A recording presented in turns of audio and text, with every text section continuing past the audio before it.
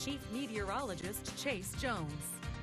Okay, so I owe everyone an explanation while we see these quiet conditions. I've been at the dentist for root canals and an extraction later. I'm finally back here doing the weather. And a huge shout out to pretty much everyone for all of your support. Thank you so much. That includes the wife while she puts up with my attitude. Now, temperatures over the last 24 hours going from those mid-90s all the way down into those lower 70s, right back up into those lower 90s. And we're cooling off pretty quickly because we have a little bit of thunderstorm activity making its way in before it clears up for a beautiful first week of summer. 89 in San Angelo. Everybody else in a healthy combination of those lower 90s, if not those upper 80s. Am I looking for 10 degrees? Always right now. Now we're on the cool down. It was 100 degrees near Ballinger, so it's 99 right now, all the way down to 88 degrees down there in Sonora. So looking like 11 degrees across the Concho Valley. But it's a beautiful first week of summer while those humidity indices have stayed relatively high. Dew points are up there in those 60s, while humidity indices are anywhere from those upper 30s into those lower 40s across the entire region. Steady cloud cover over the past couple weeks. Was going to go ahead and tell you guys that I just left to make sure it started to rain.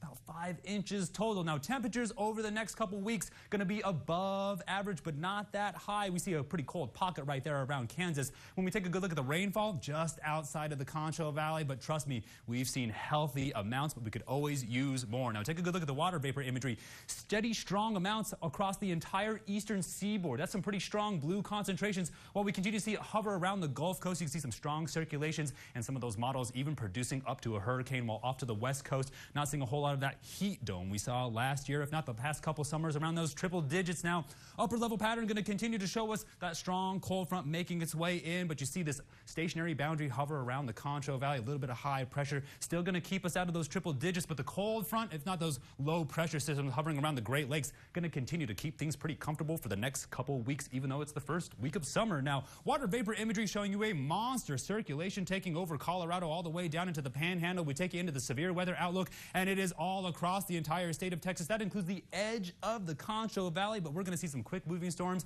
as a result. Now, down at the surface, still getting a good idea of that satellite while we see the eruption across the Panhandle, still keeping our eye on that beautiful low cloud cover as we make our way into a beautiful evening. Make sure you make plans and get out there and enjoy that pool weather because they've been working hard to make sure they're all open. Now, radar not showing us a whole lot, but beautiful low cloud cover, so make sure you eat outside. But the Futurecast is showing you where the thunderstorm should be rolling through in the next couple hours. You know how it likes to overestimate, and just as it gets to the east side of the Concho Valley, it gives up. Now by Tuesday morning, still keeping our eye out for a little bit of low cloud cover, but it will clear up by lunchtime for a pretty humid one, and then by the evening, still seeing a little bit of that low cloud cover make its way in for some afternoon thunderstorm activity. So tonight, we're dropping all the way back down into those lower 70s, but I'm on the lookout for some of those quick moving thunderstorms, and then it's going to clear out. Then tomorrow, a good run at those mid-90s, still staying shy of that triple digit mark, but I promise you, by the weekend, we're going to get there, if not push past it. So make sure you make good weekend plans, because as we get closer towards Father's Day, you only have 13 days left. We're still going strong with those comfortable temperatures while those overnight lows